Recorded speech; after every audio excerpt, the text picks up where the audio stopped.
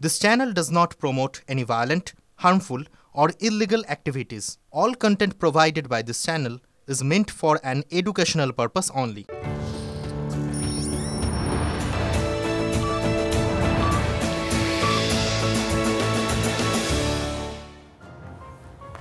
বিকেল ৫টা শুরু করছি পাঁচ কথা মানে এখনো পর্যন্ত যা যা ঘটে গেছে তার মধ্যে থেকে ঝাড়াই বাছাই করে সেরা খবর আর তার চুলচেরা বিশ্লেষণ। আজ পাঁচ কথায় কোন খবরগুলো থাকছে প্রথমেই বিগ বলে দেখাই পাঁচ কথার ইস্যু। প্রথম ইস্যু পাঁচ কথার আজকের প্রথম ইস্যু ২১-এ কোন মঞ্চে দিলীপ এই মুহূর্তে জল্পনা তুঙ্গে। বলবো আপনাদের পাঁচ কথায় ইস্যু ২ বেবির মতোই মারমুখী হুমায়ুন। কেন এ কথা বলছি দেখাবো ডিটেইলে পাঁচ কথায়।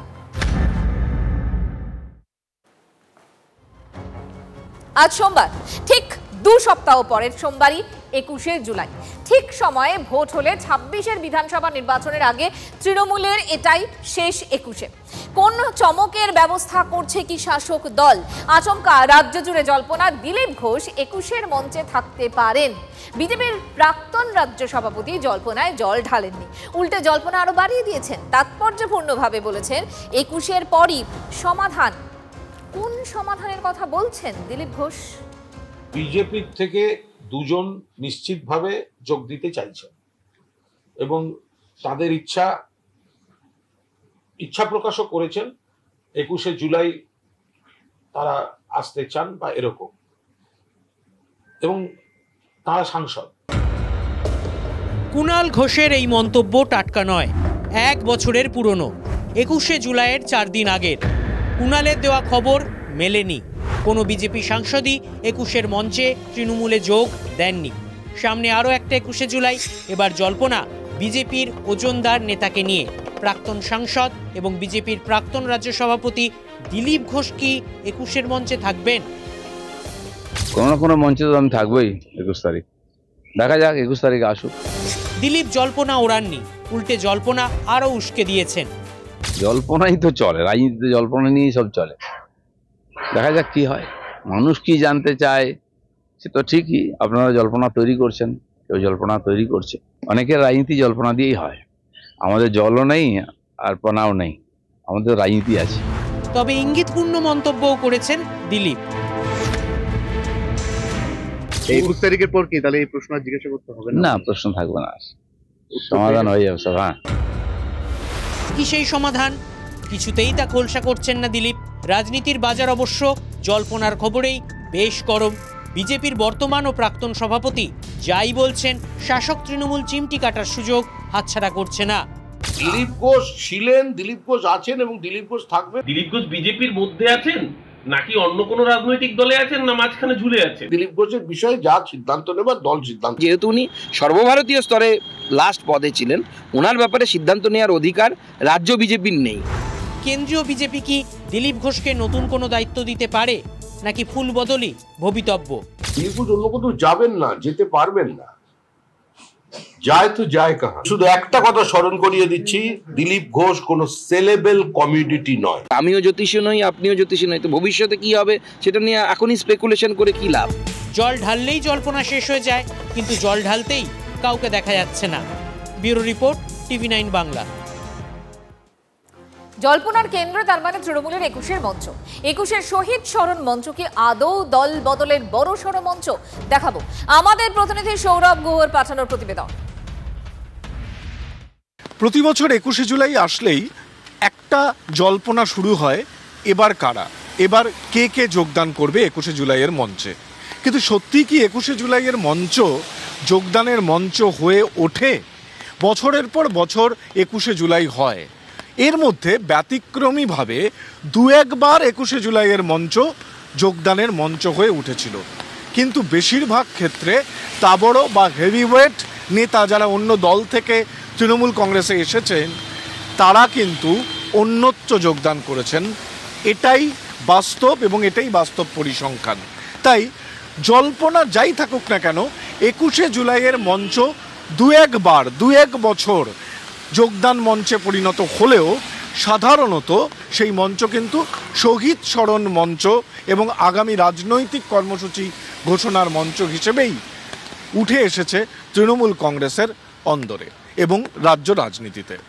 ক্যামেরায় কুণাল গঙ্গোপাধ্যায়ের সঙ্গে সৌরভ গুহ, TV9 বাংলা, কলকাতা। 21-এর মঞ্চে এবারে কোন চমক? জল্পনা কিন্তু এই মুহূর্তে তুঙ্গে, আর জল্পনা তো খোদ দিলীপ ঘোষই বাড়াচ্ছেন। এই মুহূর্তে কথা বলবো প্রদীপ্ত কান্তি ঘোষ আমাদের সঙ্গে রয়েছেন, আমাদের প্রতিনিধি। প্রদীপ্ত, দেখো দিলীপ ঘোষ নিজেই জল্পনা বাড়াচ্ছেন। আচ্ছা, 21শে জুলাই কোন মঞ্চে দিলীপ ঘোষ থাকতে পারেন এবং বিজেপি শিবিরে কি ভাবনা চিন্তা চলছে, কি খবর পাচ্ছি আমরা প্রদীপ্ত? দেখো, দিলীপ ঘোষ নিয়ে এই মুহূর্তে বিজেপির অবস্থান একেবারেই স্পষ্ট। কিছুক্ষণ আগে যে সাংবাদিক সম্মেলন করছেন তাদের মুখপাত্র দেবজিৎ সরকার, কয়েকদিন আগে শ্রমিক ভট্টাচার্য, তারা স্পষ্টই বলে দিয়েছেন যে দিলীপ ঘোষ বিজেপিতে ছিলেন, আছেন, থাকবেন। এবং দিলীপ বাবু এই জল্পনা প্রসঙ্গে একটা মন্তব্য করেছেন যা রাজ্য রাজনীতিতে নতুন চর্চার কেন্দ্রে অবশ্যই পৌঁছেছে, যে তিনি জলেও নেই, পোনাতেও নেই, আছেন শুধু রাজনীতিতে। যতদূর জানা যাচ্ছে 21শে জুলাই দিলীপ ঘোষ তার খড়গপুরে, তিনি যেখান থেকে বেশিরভাগ দিন তার রাজনৈতিক চর্চা করেন, রাজনৈতিক জীবনযাপন কাটান, সেই খড়গপুরেই তিনি থাকবেন। তবে ঠিক কি কর্মসূচিতে থাকবেন সেটা স্পষ্ট নয়। বিজেপি সূত্রের একটা অংশ যে দাবি করছে যে সেদিন হয়তো তৃণমূল কংগ্রেস থেকে এমন কাউকে যোগদান করানো হবে বিজেপিতে, সেইটাকেই দিলীপ ঘোষ চমক বলতে চাইছেন। তবে দিলীপ ঘোষ দল বদলাবেন না, এই বিশ্বাস, এই আস্থা তাদের সকলের রয়েছে। এবং শ্রমিক ভট্টাচার্য ইতিমধ্যেই নতুন রাজ্য সভাপতি হওয়ার পর এই কথাও জানিয়ে দিয়েছেন যে দিলীপ ঘোষকে দল প্রয়োজনে যা যা কাজ দেওয়ার সেই কাজই দেবেন। আমরা যা শুনতে পাচ্ছি তা হলো কয়েকদিনের মধ্যেই দিলীপ ঘোষের সঙ্গে শ্রমিক ভট্টাচার্যের আনুষ্ঠানিক বৈঠক হওয়ার কথা রয়েছে এবং সেই বৈঠকে ঠিক কি হয় সেদিকেই রাজ্য রাজনীতির সকলের যেমন নজর রয়েছে, তার পাশাপাশি একথা বলা যায় যে শ্রমিক ভট্টাচার্যের সঙ্গে কিন্তু দিলীপ ঘোষের নিয়মিত কথোপকথন চলছে, কি পর্যায়ে দিলীপ ঘোষকে দল ব্যবহার করবে। তোমাকে ধন্যবাদ। সেক্ষেত্রে ঠিক কি হয় 21শে জুলাইয়ে, কোন মঞ্চে দেখা যায় দিলীপ ঘোষকে, তার জন্য আর মাত্র 2 সপ্তাহর অপেক্ষা।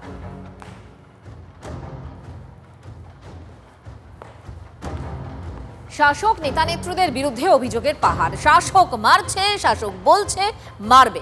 10ই জুন নাগাদ খবরের শিরোনামে আসেন পানিহাটির তৃণমূল কাউন্সিলর। এক স্কুটি চালককে চুলের মুঠি ধরে চড় মারেন কাউন্সিলর।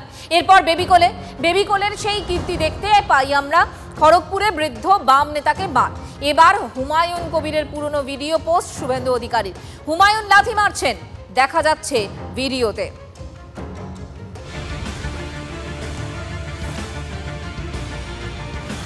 শাসক নেতা নেত্রীরা যেন ষণ্ডার ভূমিকায়। বেবি কোলে নিয়ে তরজার মধ্যেই তৃণমূল বিধায়ক হুমায়ুন কবিরের পুরনো কীর্তির ভিডিও পোস্ট শুভেন্দু অধিকারীর। বেবি হুমায়ুন মারমুখী আর উদয়ন গুহর মুখে মারের হুমকি। বেলাগাম শাসক। বৃদ্ধ বাম নেতাকে পিটিয়ে শিরোনামে পশ্চিম মেদিনীপুরের তৃণমূল নেত্রী বেবি কোলে। ব্যস্ত রাস্তাতেই চুলের মুঠি ধরে কিল, চর, ঘুষি, জুতো পেটা। দলীয় শোকজের জবাবে বৃদ্ধ অনিল দাসকেই দায়ী করেছিলেন বেবি। লিখেছিলেন তার কীর্তিতে দলের ভাবমূর্তি নষ্ট হয়নি। শাসক অবশ্য তা মনে করেনি। 30শে জুলাইয়ের ঘটনা, 7 দিন পর বেবিকে বহিষ্কার তৃণমূলের। যদিও জামিন অযোগ্য ধারা থাকলেও এখনও বেবিকে গ্রেফতার করেনি পুলিশ। নির্দেশ দিয়েছেন শ্রী সুব্রত বক্সী জেলা সভাপতিকে যে সেই বেবি কোলেকে দল থেকে নিষ্কাশিত, বহিষ্কার করার জন্য। যতক্ষণ না অ্যারেস্ট হচ্ছে, প্রশাসনের যে সাহায্য মদত যেটা চলছে, আমি বারবার বলার চেষ্টা করেছি, ততক্ষণ পর্যন্ত আমরা, আমাদের পরিবার এবং খড়গপুর শহরের মানুষ শান্তিতে নেই। সিপিএম নেতাকে মেরেছে সেটা ক্যামেরার সামনে চলে এসেছে বলে তাই। বিজেপির এত নেতাকর্মী খুন হয়ে গেল, কোথায় পরেশ পালকে তো কেউ বহিষ্কার করার কথা বলছে না? নাকি সিপিএম এর সাথে কোনো রামধনু জোট আছে, না ফিশ ফ্রাই জোট আছে, না কি জোট আছে, সে তো তৃণমূল বলতে পারে। পশ্চিম মেদিনীপুরেরই তৃণমূল বিধায়ক হুমায়ুন কবিরের কীর্তি সামনে এনেছেন বিরোধী দলনেতা শুভেন্দু অধিকারী। ভাইরাল ভিডিওয়ে দেখা যাচ্ছে সল্টলেকের স্বাস্থ্যবিজ্ঞান বিশ্ববিদ্যালয়ের রেজিস্ট্রার প্রলয় চক্রবর্তীকে অফিসেই মারধর হুমায়ুনের। ছবিটা টাটকা নয়, 2022 সালের। 2023 সালে এফআইআর হয়েছিল, কিন্তু বেবির মতো হুমায়ুনকেও ছোঁয়নি পুলিশ। আমাদের দলের যে কোনো রকম অনুশাসন ভেঙে, শৃঙ্খলা ভেঙে কেউ যদি কোনো কাজ করে, এবং এই ব্যাপারটি যখন এসছে সে ব্যাপারেও দল নিশ্চয়ই সুনির্দিষ্ট ব্যবস্থা নেবে। জগ ছুঁড়ে মারা দিয়ে শুরু হয়েছিল, তারপরে কিছুদিন আগে তো আমরা দেখলাম একটি গভর্নমেন্ট কলেজের প্রিন্সিপালকে তাকে ধরে থাপ্পড় মারা হয়েছে। আবার এখানে রেজিস্ট্রারকে হেনস্থা করা হচ্ছে। একদম ফেক নিউজ, একদম টোটালি কমপ্লিটলি ফেক, বুলশিট। আমি যথা সময় যথা জায়গায় ব্যবস্থা নেব, আমি ব্যবস্থা নেব, আইন অনুযায়ী ব্যবস্থা নেব। দেখছি যে যা করেছে আমি সব দেখছি, নজরে আছে। ভোটের মরশুম আসছে, আর তার আগেই 21শে জুলাইয়ের প্রস্তুতি মঞ্চে সমহিমায় কোচবিহারের তৃণমূল নেতা উদয়ন গুহ। সরাসরি মারের হুমকি। একটা বিধানসভা কেন্দ্রে একজন আক্রান্ত হলে বাকি 8টা বিধানসভা কেন্দ্রে বিজেপির 8 জনকে পেটাতে হবে। শুধু 8-এর দাওয়াই দিয়েই থামেননি উদয়ন। ওয়াক ওভার নিশ্চিত করতে বিরোধী এজেন্টদের দাওয়াই দেওয়ার নির্দেশ দিয়েছেন দলীয় কর্মীদের। ওয়াক ওভার পাওয়া যায় সেই বন্দোবস্ত করতে, এমন অবস্থা তৈরি করতে হবে কোনো বাপের বেটার যেন এই কথাটা রাত্রে শুয়েও মনে না হয় যে আমি এজেন্ট হব। প্রতিক্রিয়া দিতে গিয়ে পাল্টা হুমকির সুর দিলীপ ঘোষের গলায়। আপনার ঘর মে কুত্তা ভি শের হতা হ্যায়, তো কুচবিহারের বাইরে ওকে কে চেনে? উল্টো যদি হয়, জামা কাপড় খুলে ছেড়ে দিল, কলকাতাতে যদি হয় কি করতে পারবে? উদয়নবাবু যেন মাথায় রাখে যে যদি বিজেপির কর্মীদের গায়ে হাত পড়ে আমরা কিন্তু চুপ করে বসে থাকবো না। ও গুহ করে গুহায় ঢুকে যাবে সেটা দেখুন, কার কবে বিপদ হয়। হুমকি, হুঁশিয়ারি, মারধরের সংস্কৃতি কি আপন করে নিল বাংলার রাজনীতি?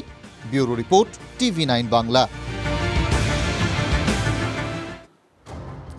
তৃণমূলে কোন দল কাঁটাও ফুটছে, ফের নেতৃত্বকে নিশানা সিদ্দিকুল্লাহ চৌধুরীর। মন্ত্রীর হুমকি ভিডিও ভাইরাল, আর এবার নাম না করে দলেরই জেলা সভাপতিকে নিশানা। কাটোয়ার বুড়ো বাবু ওখানে বসে ছিপ ফেলছেন। আমাদের টেরা চোখে দেখা যাবে না, কাটোয়া আমার 2 আঙুলের মধ্যে, আমি একবার পুকুর খুলে দিলে কোথাকার জল কোথায় দাঁড়াবে? 21শে জুলাইয়ের প্রস্তুতি সভায় হুঁশিয়ারি সিদ্দিকুল্লাহ।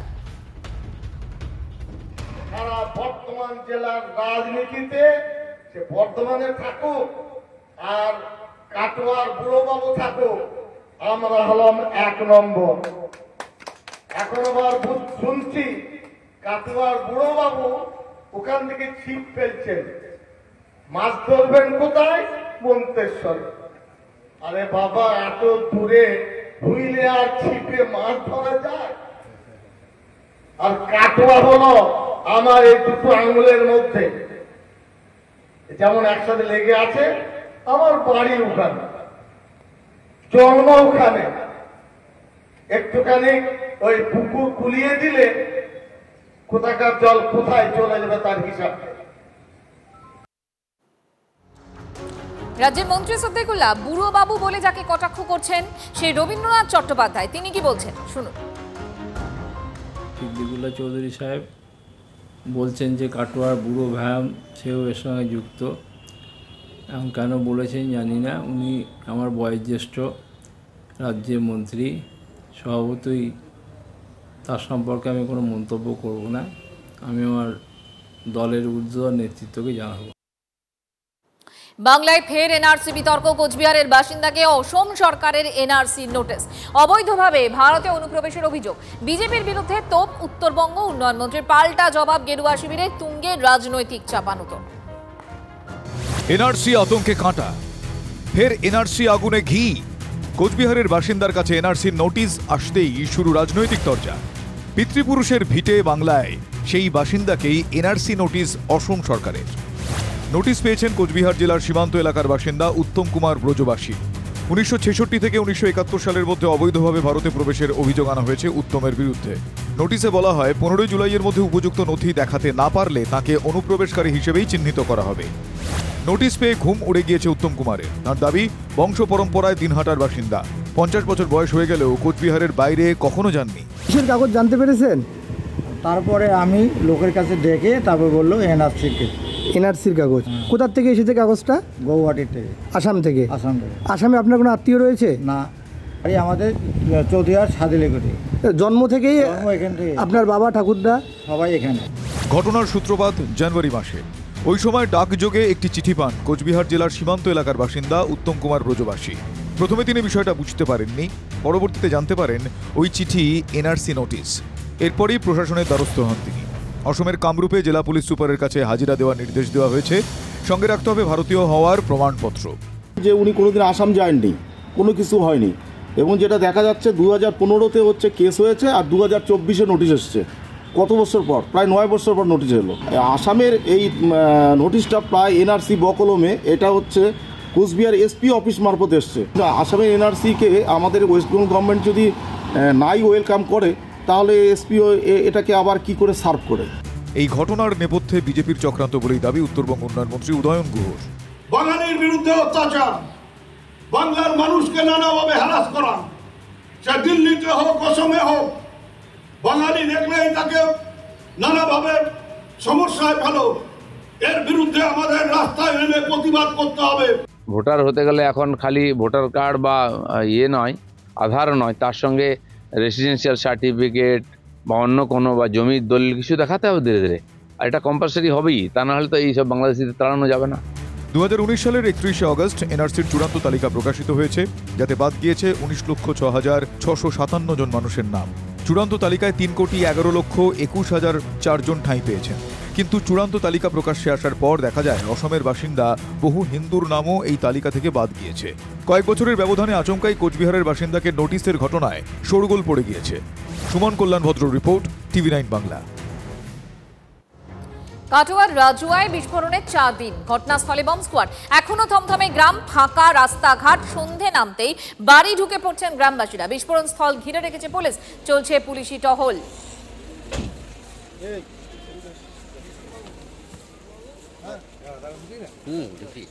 ফাটলো এরকম হয়েছে আগে? না না, কোনো কালে হয় না, জীবনে দেখি আমরা বলছি তো দিনই হয় না এরকম ঘটনা, কোনোদিন হয়নি। শোনার পরে এবার এখন মানুষের আতঙ্কটা হয়ে গেছে একটা, যে আবার কখনই হবে নাকি। সবারইতে বোমটা পড়া শুনে সবারই একটা আতঙ্ক হয়ে গেছে। আর এরা ভালো ছেলে, এরা কারো ঝগড়া ঝাঁটি কোনো কিছুতেই থাকে না। ওই বাড়ি দুজনকে ধরেছে, বাড়ি মালিক দুজনকে, বাড়ি মালিক দুজনকে ধরেছে। আর এই গ্রামে দুজনকে ধরেছে? হ্যাঁ, গ্রামে দুজনকে ধরেছে। ওরা কি যুক্ত ছিল এই ঘটনার সঙ্গে? ওরা যুক্ত ছিল বলি, ছিল না থাকলে বা ধরবে কেন? তো বিরাট কাজ করে ফেলেছে না, প্রচুর আতঙ্কের মধ্যে আমরা আছি। বাড়ি থেকে বের হতে পারি না, সন্ধ্যা হলে বাড়ি থেকে পড়ি। কেন? ছেলে মেয়েরা চিন্তা করে আতঙ্ক, ওই যে আবার বিস্ফোরণ। এটা যে বলেছে এটা পুরো সাজানো হয়েছে, এটা আমার ভাই দুটোকে ফাঁসানো হয়েছে। এবং ওই যারা বোম ব্লাস্টার করেছে, যারা বোম বেঁধেছে, দুষ্কৃত বাইরে থেকে যারা এনেছে তারাই এটা করেছে। আর বাইরে আমরা চাইবো, আমার ভাইরা চাইবে যে এটা আমাদের বাড়িটা ক্ষতি হোক। সন্দীপ ঘোষ, অভিজিৎ মণ্ডলকে কাল সশরীরে আদালতে থাকার নির্দেশ। তিলোত্তমা খুন ধর্ষণ মামলায় নির্দেশ শিয়ালদা আদালতের নির্দেশ। আর কি রয়েছে জানবো, সুজয় পাল আমাদের সঙ্গে রয়েছেন, আমাদের প্রতিনিধি সুজয়ের সঙ্গে কথা বলবো। তবে এই মুহূর্তে আরও একবার আপনাদের জানিয়ে রাখি এই মুহূর্তের খবর, সন্দীপ ঘোষ, অভিজিৎ মণ্ডলকে কাল সশরীরে আদালতে থাকার নির্দেশ। তিলোত্তমা খুন ধর্ষণ মামলায় নির্দেশ শিয়ালদা আদালতের। আরজিকরের ঘটনাস্থল ঘুরে দেখার আবেদন জানায় তিলোত্তমার পরিবার, আর সেই মামলার শুনানিতেই এই নির্দেশ বলে জানা যাচ্ছে। আরো বিস্তারিত জানবো, সুজয় পাল আমাদের সঙ্গে রয়েছেন, আমাদের প্রতিনিধি সুজয়। দেখো, আগামীকাল সন্দীপ ঘোষ অর্থাৎ আরজিকর হাসপাতালের প্রাক্তন অধ্যক্ষ এবং টালা থানার প্রাক্তন যিনি ওসি অভিজিৎ মণ্ডল দুজনকেই শিয়ালদা আদালতে সশরীরে উপস্থিত থাকার নির্দেশ দিয়েছে আদালত। তার কারণ ইতিমধ্যেই নির্দেশিতার পরিবার তরফ থেকে তারা ঘটনাস্থল আরো একবার ঘুরে দেখার একটি আবেদন করেছিল, যার শুনানিতেই আগামীকাল তাদেরকে উপস্থিত থাকতে বলা হয়েছে শিয়ালদা আদালতে। এবং একই সঙ্গে রাজ্যের তরফ থেকে সরকারি আইনজীবীকেও সেখানে উপস্থিত থাকতে বলা হয়েছে। মঞ্জিরা, ধন্যবাদ সুজয়। আরও একটা এই মুহূর্তের খবর, কলকাতা লিগের চূড়ান্ত অব্যবস্থা। কলকাতা লিগের ফুটবল ম্যাচে চোখে পড়ল মেডিকেল টিমের চরম গাফিলতির ছবি। মোহনবাগান রেলওয়ে এফসি ম্যাচে গুরুতর চোট পান রেলের ফুটবলার তারক হেমব্রম। দুপাশে ছাতা দিয়ে বাঁধা হলো ব্যান্ডেজ, নেই চিকিৎসার পর্যাপ্ত সরঞ্জামও। প্রশ্নের মুখে আইএফের ভূমিকা। ব্যারাকপুর থেকে কলকাতায় নিয়ে আসা হলো তারক হেমব্রমকে। যে ছবি আপনাদেরকে দেখাচ্ছি, চরম গাফিলতির একটা ছবি। কিন্তু কেন এরকম একটা অবস্থা? কৌস্তব আমাদের সঙ্গে রয়েছেন। কৌস্তব, ছাতা দিয়ে ব্যান্ডেজ করা হলো, মানে কি কারণ এরকম অব্যবস্থা, কারণটা কি? অবশ্যই দেখো, চূড়ান্ত অব্যবস্থার ছবি দেখা গেল ব্যারাকপুরে যে আজকে ফুটবল কলকাতা লিগের ম্যাচ চলছিল, সেখানে মোহনবাগান বনাম রেলওয়ে এফসির ম্যাচ চলছিল। সেখানে দেখা হলো যে রেলওয়ে এফসির ফুটবলার তারক হেমব্রম তিনি গুরুতর চোট পেয়ে এখন মাঠ ছাড়েন, অ্যাম্বুলেন্সে করে এখন তাকে নিয়ে যাওয়া হয়। সেই সময় ছাতা দিয়ে ব্যান্ডেজ করা হলো, অর্থাৎ যেটা জানা যাচ্ছে যে এখনো পর্যন্ত যে মেডিকেল ইকুইপমেন্ট অর্থাৎ যে চিকিৎসা যে সরঞ্জাম। আমি তোমার কাছে আসছি কৌস্তব। এই মুহূর্তে আইএফএ সচিব অনির্বাণ দত্ত আমাদের সঙ্গে রয়েছেন। অনির্বাণ বাবু, আমরা যে ছবি দেখতে পাচ্ছি, মানে দেখতে পাচ্ছি চিকিৎসার ন্যূনতম সরঞ্জামটুকু নেই, এটার কারণটা কি একটু বলতে পারবেন আমাদের প্লিজ? প্রত্যেকটা ক্লাবের নিজের ফিজিও থাকার কথা, মেডিকেল থাকার কথা, আমাদের তরফ থেকেও মেডিকেল সাপোর্ট থাকে। ছাতা দিয়ে বাঁধার কারণ হলো ওর পাটা ভেঙে গেছে, পাটা ভেঙে গেলে তখন একটা ইনস্ট্যান্ট শক্ত কিছু লাগে পাটাকে সাপোর্ট দেওয়ার জন্য। ওরা তখন সেই মুহূর্তে হাতের কাছে ছাতা পেয়েছে, ছাতা দিয়ে পাটা বেঁধেছে। এবার ভেঙে গেলে তার আলাদা সাপোর্ট সেরম ভাবে কিছু কিনতে পাওয়া যায় বলে আমরা জানি না। থাকলে নিশ্চয়ই সেটা রাখা থাকতো মাঠে, যাতে পাটা এদিক ওদিক না যায় ভেঙে যাওয়ার পরে, এবং হাতটা একই দিকে থাকে, একটা ফিক্সড জায়গায় থাকে। সেই জন্য কোনো শক্ত কিছু দিয়ে বাঁধে, সেটার জন্য যে কোনো শক্ত জিনিস ব্যবহার করা হয়। ওরা সেই মুহূর্তে তৎক্ষণাৎ হাতের কাছে যেটা পেয়েছে সেটা দিয়ে অ্যাড্রেস করেছে। ইনফ্যাক্ট আমি শুনলাম যে ওখানে মোহনবাগানের ডাক্তার ছিল, উনি ইঞ্জেকশন দিয়েছেন, আমাদেরও অ্যাম্বুলেন্সের ব্যবস্থা ছিল, সেখান থেকে অ্যাম্বুলেন্স করে এমআরআই তে পেশেন্টকে নিয়ে যাওয়া হয়েছে। যখন পা ভাঙার খবর পেয়েছি আমি সাথে সাথেই ফোন করেছিলাম, এবং তখন আমার সাথে কথা হয়, ওরা এমআরআই তে পেশেন্টকে নিয়ে যাচ্ছে। পা ভেঙে গেলে যেটা লাগে হলো পাটাকে স্টেবল রাখার জন্য একটা শক্ত কোনো কিছু দরকার হয়। বুঝতে পারছি সেটা ওরা হাতের কাছে যখন ছাতা পেয়েছে দিয়ে ব্যান্ডেজ, এই জিনিস আমরা সত্যি এর আগে দেখিনি। অনিন্দ্যবাবু আমাদের সঙ্গে কথা বলার জন্য হ্যাঁ, ছাতাটা দিয়ে পাটাকে সাপোর্ট দিয়েছে, একটা স্ট্রং শক্ত কিছু দরকার সেটা দেওয়ার জন্য এটা দিয়েছে। এবার ওদের ভিডিও ছিল না, কেন ছিল না সেটা আমি জানি না, আমায় এখন খোঁজ নিতে হবে। ধন্যবাদ আপনাকে। কৌস্তব আমাদের সঙ্গে রয়েছেন, কৌস্তবের সাথে কথা বলবো। কৌস্তব, অনিলবাবু যেটা বললেন যে একটা শক্ত জিনিসের প্রয়োজন হয় পা ভাঙলে সাপোর্ট দেওয়ার জন্য, তাই জন্যই এই ছাতা। দেখো, অতীতে তো এমন হয়তো অনেক ঘটনাই ঘটেছে, যখন ইনস্ট্যান্ট ফুটবলাররা যখন চোট পেয়ে মাঠ ছাড়েন, তখন কিন্তু কখনো অতীতে এরকম দৃশ্য দেখা যায়নি যে ছাতা দিয়ে ব্যান্ডেজ, মানে ছাতাকে সাপোর্ট হিসেবে ব্যবহার করে সেখানে ব্যান্ডেজ দেওয়া হয়েছে। অনির্বাণ দত্ত আইএফএ সেক্রেটারি, তিনি নিশ্চয়ই তার যুক্তি খাড়া করলেন, কিন্তু অতীতে কিন্তু এই ছবি কখনো দেখা যায়নি। তাহলে এই মেডিকেল ইকুইপমেন্টস বলে কি কিছুই থাকে না? কারোর যদি কখনো পা ভাঙে বা হাত ভাঙে বা হোয়াট এভার কিছু হয়, তাহলে কি সেক্ষেত্রে কি সাপোর্ট হিসেবে কি শক্ত জিনিস যদি হাতের কাছে না থাকে, তাহলে কি ছাতা ব্যবহার করা হবে? এই নিয়ে কিন্তু প্রশ্ন উঠছে, এবং দেখো আরো একাধিক প্রশ্ন উঠতে পারে। কারণ এই যে ছাতা কি আদৌ সেফ? ছাতা দিয়ে যে বাধা হলো পাটাকে, যে লিগামেন্টে যে জায়গাটা চোট পেয়েছে এবং সেই জায়গাটায় ছাতার দু সাইডে দুটোকে ছাতা সাপোর্ট রেখে ব্যান্ডেজটা বাঁধা হলো, আদৌ কি সেই ছাতাটা সেফ? কারণ ছাতা দিয়ে কি আদৌ কি পাটা ঠিকঠাক মতো ওই জায়গায় সেফ থাকবে? এটা নিয়ে কিন্তু অবশ্যই প্রশ্ন উঠতে বাধ্য। কারণ মেডিকেল ইকুইপমেন্টস না থাকা এটা নিয়ে কিন্তু অবশ্যই একটা প্রশ্ন উঠছে। কারণ আইএফএ মেডিকেল টিম রয়েছে, চিকিৎসার যে সরঞ্জাম সেটুকু থাকবে না, প্রশ্ন তো উঠবেই। কৌস্তব, আপাতত তোমাকে ধন্যবাদ। বিডিও অফিস চত্বরে 21শে জুলাইয়ের প্রস্তুতির সভা, আর সেখানেই দুই তৃণমূল নেতার আকচাকচি। মালদার হরিশ্চন্দ্রপুরের ঘটনায় প্রকাশ্যে শাসক কোন দল? রাজ্যের মন্ত্রী তথা হরিশ্চন্দ্রপুরের বিধায়ক তাজমুল হোসেনের সঙ্গে জেলা তৃণমূলের সাধারণ সম্পাদক বুলবুল খানের সংঘাত। দলের 21শে জুলাইয়ের প্রস্তুতি সভায় পাশে বসা বুলবুল খানকে বক্তব্যে নিশানা করেন তাজমুল। এরপরই বুলবুল খান তার সঙ্গে বচসায় জড়িয়ে পড়েন। দুই নেতার অস্বস্তিতে শাসক শিবিরে দ্বন্দ্ব। আর এদিকে বিডিও অফিস চত্বরে রাজনৈতিক সভা নিয়ে সদুত্তর দিতে পারেননি বিডিও। আজকে যারা যে বলছে যে আমি নিজে খুব বড় বড় নেতা হয়ে গেছি, কয়েক কোথা থেকে দেখা হয়েছে আমরা তো দেখেছি। এই পঞ্চায়েতের সময় কে কিরকম নেতা হলো, কোথা থেকে হলো, কে কোথা থেকে টিকিট দিল, সেটা তো আমরা জানি। কাকে কখন মানুষ করলাম, এখন তো টিকিটের কোনো আলোচনা নেই। এবার তিনি এমনি কেন করছেন সেটা তো আমি বুঝতে পারছি। তো তিনি হয়তো বুঝতে পারছেন যে হয়তো আমি টিকিট পাবো কি পাবো না, এই বলে হয়তো তিনি মানসিক চাপ নিচ্ছেন, এরকম একটা ব্যাপার মনে হচ্ছে। আমার কথাটা হচ্ছে যে পার্টির আভ্যন্তরীণ ব্যাপারে তো আর কিছু বলা যায় না।